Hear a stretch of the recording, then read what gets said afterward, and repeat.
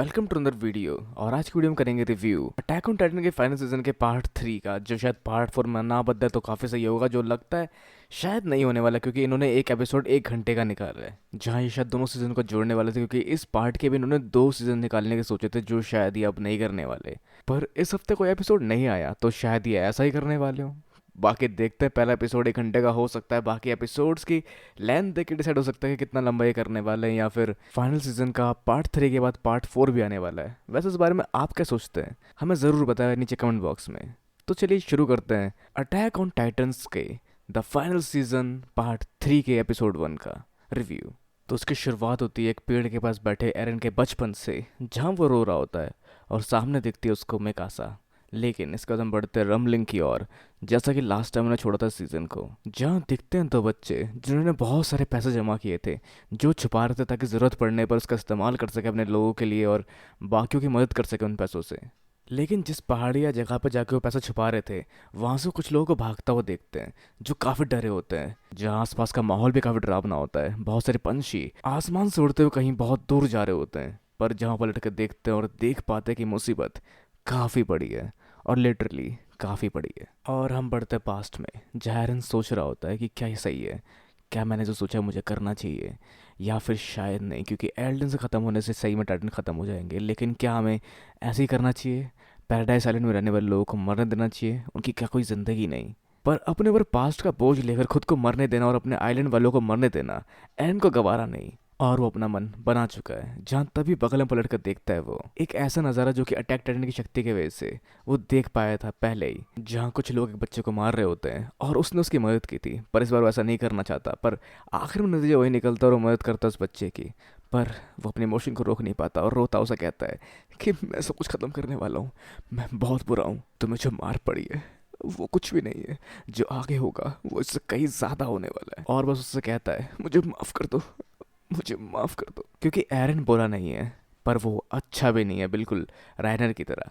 अब जहाँ आगे वो बच्चा देखता है अपने सामने टाइटन, और उसके मम्मी पापा उसको बुला रहे होते हैं, जहाँ सब साथ मिलकर भागते हैं उन टाइटन से बचने के लिए, जहाँ ऐसा करना नामुमकिन होता है क्योंकि टाइटन की तरफ काफ़ी तेज़ी से बढ़ रहे होते हैं। तो एरन ने उस बच्चे को कहा था कि मुझे बचाना पड़ेगा एल्डियंस को, आइलैंड वालों को, और उस सब के अलावा शायद कुछ और भी करने वाला, जो अब तक उसने उस बच्चे को नहीं बताया। और पता नहीं क्यों वो ये कहता है कि मैंने जो दुनिया इमेजिन की थी दीवार से बाहर की, वो दुनिया काफ़ी अलग है मेरी इमेजिनेशन से। जहाँ उसको ऐसा लगा कि टाइटन सिर्फ उनके आइलैंड पे है, उसके बाहर की दुनिया काफ़ी अच्छी है।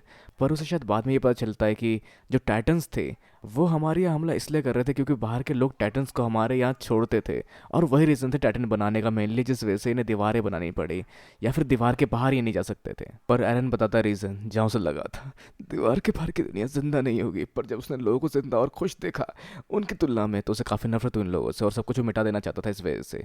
जिसके बाद वो मार देते हैं सब लोगों को, और ये बच्चा भी मर जाता है टाइटन के पैर के नीचे दब कर, जहाँ उसे दिखती है यूमीर। और इसी की मेमोरी शायद अटैक टाइटन ने देखा होगा, या फिर एरन ने देखा होगा अपने पास्ट में। तो टाइटन काफ़ी खतरनाक तरीके से सबको मारते हैं, सब लोग अपने पैर के नीचे कुचल कर उनकी गर्मी से सबको भाप बनाते चले जाते हैं। बड़ी सी बड़ी दीवार उन्हें नहीं रोक पाती। और कुछ लोग इस दिन को इंसाफ का दिन भी कहते हैं, जहाँ सारे इंसानों का खात्मा होने वाला होता है, उन पर जजमेंट की जाती है भगवान की। पर यहाँ एरन है जो सब पर जजमेंट कर रहा है, और सारे लोग उसके आज़ाद किए टाइटन्स के पैरों के नीचे कुचले जा रहे हैं। जो मंजर काफ़ी खतरनाक है, लोग जल रहे हैं, झुलस रहे हैं, मर रहे हैं, और यहाँ पैसा भी किसी काम नहीं आ रही, क्योंकि जिसके पास गाड़ी है वो लोगों को चल के आगे तो बढ़ सकता है, लेकिन लोग उससे भी गाड़ी छीन सकते हैं। और इसके अलावा क्लोसल टाइटन उससे तेज़ है और उन्हें एक साथ कुचल सकता है। अफरा तफरी, खौफ, लूट खसोट, हर एक चीज़ देखी जाती है इसमें। और फिर हमें दिखता है एरन जो कहता है जब से पैदा हुआ है उसने होश संभाला है, उसने दीवारें ही देखी है सिर्फ, और कहानी सुनी है बाहर की दुनिया की और फिनोमेना इसके बारे में, जैसे बर्फ, रेत और ना जाने क्या क्या, जैसे नमकीन पानी। और जिस दौरान बहुत सारे लोग अपने आप को मार भी रहे होते हैं, और खौफ का मंजर जारी रहता है, क्योंकि जब ये लोग दीवार के अंदर थे इन्हें लगता था कि जो बाहर निकल के सारी चीज़ एक्सप्लोर करेगा उसे आज़ादी मिलेगी। पर जहाँ सभी इंसानों को आज़ादी थी सिर्फ उन दीवार वाले लोगों के अलावा, अब उन सबके पास भी आज़ादी है। सब सारी चीज़ महसूस कर सकते हैं, सब कुछ देख सकते हैं, क्योंकि टाइटन्स का खतरा या खौफ अब बिल्कुल नहीं है। क्यों आर्मिन? जहाँ हम बढ़ते आर्मिन की ओर, जो बैठ के बात करता है एनी से, जहाँ दोनों बात करते हैं कि क्यों आर्मिन हमेशा से मिलने जाया करता था, भले वो एक सिल्ली के अंदर बंद थी, क्यों सरबर मिलता था वो, पर जो भी था उसके लिए शुक्रगुजार थी एनी। पर ये कुछ और नहीं, ये प्यार था आर्मिन का, जो दोनों को ब्लश करने पे मजबूर कर देता है। पर एनी कहती है तुम हम जैसे दुश्मन से भी बात करते थे, मतलब तुम एक अच्छे इंसान थे और तुम्हारा दिल काफ़ी अच्छा है। पर आर्मिन अब ये शब्द नहीं सुनना चाहता, क्योंकि उसने भी बहुत सारे लोगों को मारा, मर्लिन आइलैंड पर जाकर क्लॉसल टाइटन बनकर, और बहुत सारे गलत काम भी किए जहाँ उसके हाथ पे खून से सने हुए हैं। वो एक अच्छा इंसान तो बिल्कुल नहीं है, क्योंकि वो और एनी अब बराबर पर है। तो आर्मिन और एनी की बहुत सारी बातें होती है, उसके बाद हम बढ़ते हैं आगे जहाँ इन्हें प्लेन लेकर पहुँचना है एरन से पहले और बहुत सारे लोगों को बचाना है। जन का मिशन अब मिला जुला है। ये सब साथ मिलकर टाइटन से आपस में नहीं लड़ना चाहते, ये ख़त्म करना चाहते हैं एरन को और शांति चाहते हैं पूरी दुनिया में, क्योंकि आपसी विवाद और नफरत थी जिसकी वजह से ये सारी चीज़ें हुई। पर उस प्लेन पे अभी बॉम्ब लगा हुआ है जिसकी वजह से उसे उड़ाना या फिर अभी के लिए उड़ाना थोड़ा मुश्किल है। अब इसके अलावा फैल्को जान पाता है कि उसके फैमिली मेम्बर मारे गए होंगे, क्योंकि वो लोग मर्ली आइलैंड पे थे और मर्ली आइलैंड के सारे लोगों को अब तक रौंद चुका है एरन। तो आगे मिकासा तैयार करती है अपने गियर्स लड़ने के लिए टाइटन से, जहाँ एनी अब शायद इस लड़ाई में हिस्सा नहीं लेने वाली।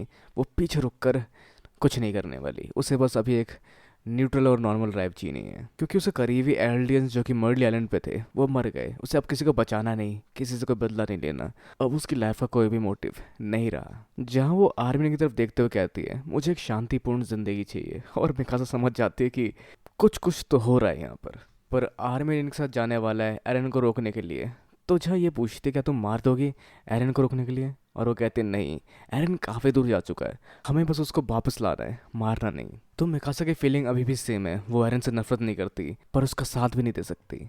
पर इस सब के अलावा आगे जिसने सारा नक्शा समझाया था एरन को और बताया था हम यहाँ से ऐसा कुछ करेंगे ताकि दोबारा कोई भी हमला ना करे एलियंस पे या फिर पैराडाइज आइलैंड के ऊपर, जिस बारे में शायद उसको खुद भी ना पता हो कि एरन क्या करने वाला है, लेकिन एरन ने सारा नक्शा देखा और शायद अब उसको फॉलो करते हुए अपने काम को अंजाम दे रहा है। वो जहाँ उसे पूछताछ करने पर चलता है कि अगला निशाना होगा एरन का खरीफा नेवल पोर्ट। तो इन्हें शक होता है कि क्या सही जवाब दे रही है, पर ये कहती है चाहे तुम्हें जो भी लगे, लेकिन जेके सही था, ये सब रोकने का तरीका एक ही है कि एल्डियंस और बच्चे पैदा ना कर पाए। अब पता नहीं उसका प्लान कितना सही रहा हो, पर फिर भी ये एरन के प्लान से ज़्यादा बुरा नहीं है। तो आगे ये एयरशिप तैयार होती है और साथ में सब लोग तैयार होते हैं अपने ओडियम गियर को लेकर इस जंग को लड़ने के लिए। पर जहाँ पर कैप्टन लीवाई इसको सही से यूज़ नहीं कर पा रहे होते, पर फिर भी वो हौसला नहीं हारते। पर उनको ऐसा देखकर सबके चेहरे पर निराशा साफ दिखाई देती है। तो एयरशिप में बढ़ने से पहले सब लोग साथ में बातें करते हैं, जहाँ पर राइनर भी कहता है निको कि सब मेरी गलती थी, अगर उसने हमने फैसला नहीं किया होता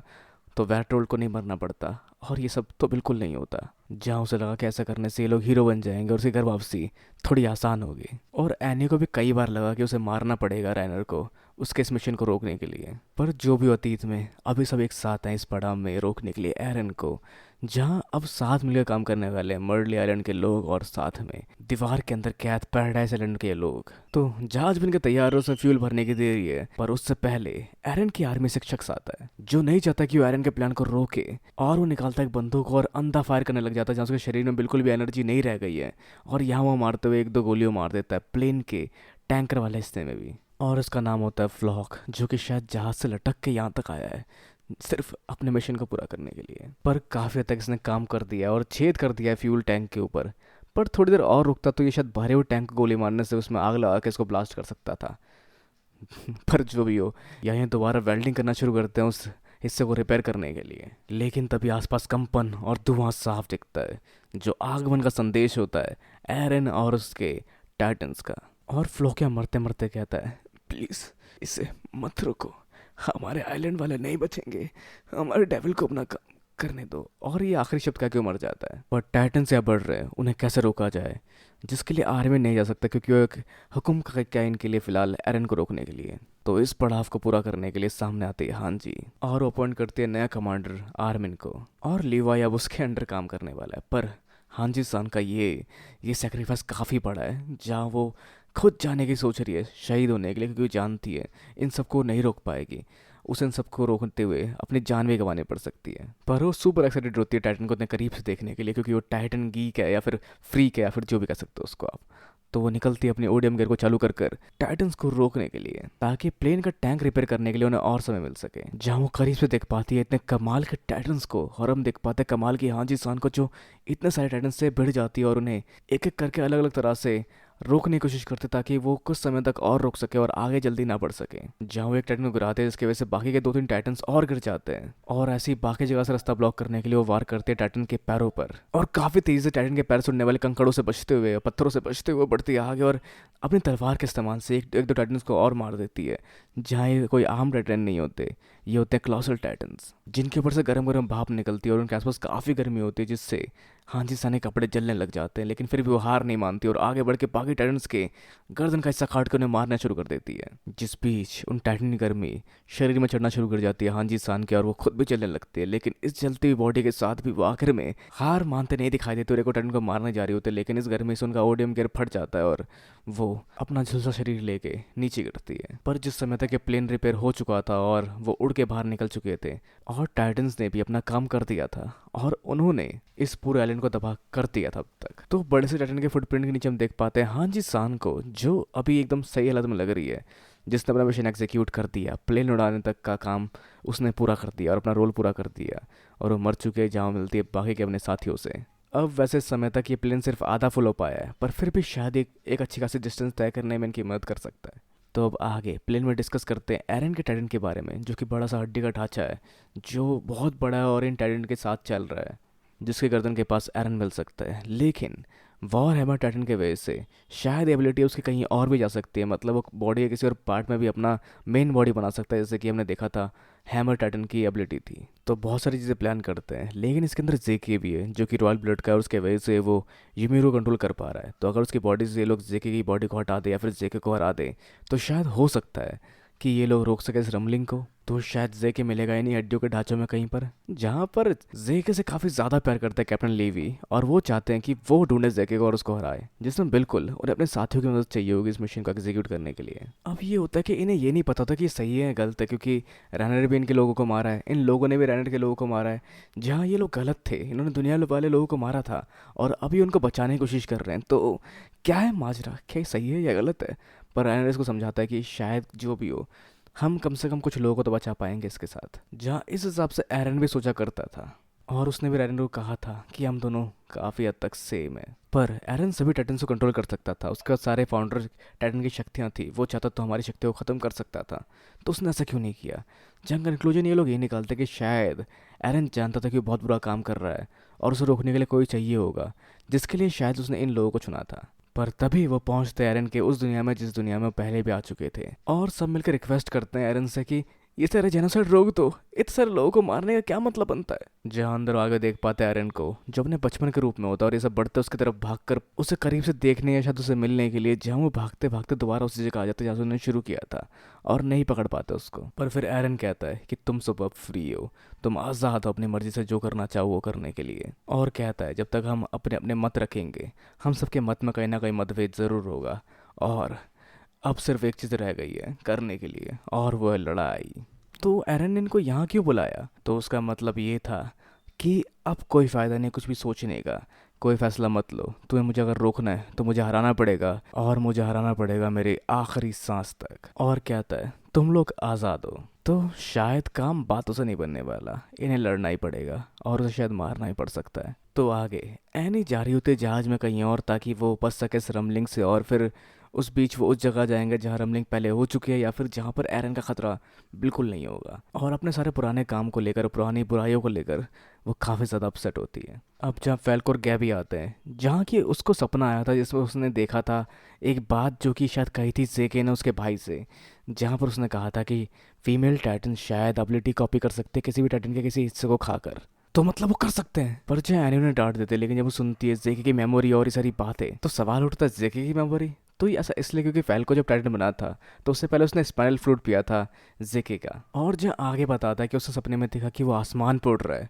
जहाँ से लगता है कि शायद वही उड़ पा रहा है, और उसके बाद शायद कुछ करने वाला है वो। पर इस सबके लिए हम बढ़ते हैं उस जगह जहाँ पर लोग जान बचाने के लिए ट्रेन का इस्तेमाल कर कर जा रहे हैं सेफ हाउस की तरफ, जा ताकि वो ले सके एयरशिप और उसके थ्रू वहाँ से बाहर निकल सके। पर बहुत सारे एयरशिप पहले ही उड़ने लग जाता है हवा में, और साथ ही वो देख पाते हैं कि रमलिंग भी उनकी तरफ बढ़ रही है। और जब वो पहुंचते ठिकाने में तो देख पाते हैं कि एक भी एयरशिप वहाँ नहीं बची। पर जो एयरशिप हवा में थी वो सब टाइटन्स की ओर बढ़ रहे थे, जो शायद लड़ने के लिए बढ़ रहे टाइटन्स की ओर। और वॉर क्राइम में पहली बार बताया जाता है कि ये सारी गलती हम लोगों की भी थी, हमने से रिस्पॉन्सिबिलिटी नहीं ली, हमने सब कुछ डेविल आइलैंड पर छोड़ा और उसकी वजह से वहाँ से एक डेविल निकला जिसने हमें सबक सिखाया, जो शायद ओवरऑल हमारी ही गलती थी। हमने उनके साथ पहले गलत किया था। जहाँ रिस्पॉन्सिबिलिटी लेते हुए ये कहते हैं कि अब शायद सबको साथ मिलकर रहना पड़ेगा। अब इसके अलावा रैनर की मॉम भी टूट जाती है, जहाँ वो याद करती है कि बचपन से उन्होंने रैनर की परवरिश में उसे बदला लेना सिखाया है। उसे कहा है कि पैराडाइज आइलैंड वाले गलत थे, हम अच्छे एल्डियंस हैं और हमें सब दिखा के साबित करना पड़ेगा कि हम अच्छे एल्डियंस हैं, बजाय इसके कि वो अच्छा इंसान बन के लोगों को प्रूव कर सके कि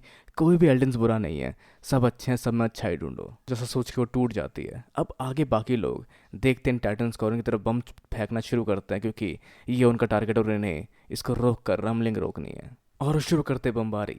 पर तभी एरन की पीठ में बनता है जेके का टाइटन, मतलब बीस्ट टाइटन, और उसके हाथ में चमक सी आती है जो उसी तरह से पावर बॉल की तरह उसको छोड़ता है बिना कोई चीज़ पकड़े, और सारे एयरशिप पे उसका झटका लगता है और वो तबाह होना शुरू हो जाती है। तो सारी एयरशिप तबाह हो गई और इनकी आखिरी उम्मीद भी गई।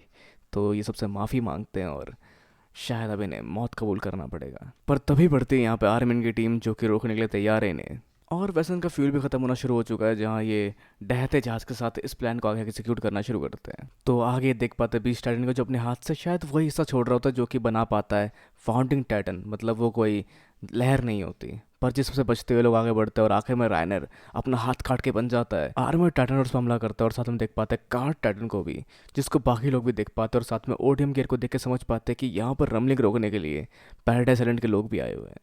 और आखिर में आर्मिन कहता है, मेरे पास तुम्हारे लिए एक और सवाल है, जो बस तुम्हें एक बार यहाँ से निकाल के पूछना है मुझे, कि क्या है तुम्हारे लिए आज़ादी। तो जिसके साथ ही 2 एपिसोड का कॉम्बिनेशन वाला एक एपिसोड खत्म होता है। तो वैसे अब आप क्या सोचते हैं कि क्या हो सकता है अटैक ऑन टाइटन के फाइनल सीजन के 3rd पार्ट के एपिसोड नेक्स्ट में, मतलब जो भी आगे एपिसोड आएगा। अपने विचार में नीचे कमेंट बॉक्स में बताना बिल्कुल ना भूलें। इस वीडियो को लाइक, शेयर और चैनल को सब्सक्राइब करना भी बिल्कुल ना भूलें। तब तक के लिए मिलते हैं अगली वीडियो में। Sayonara and have a nice day.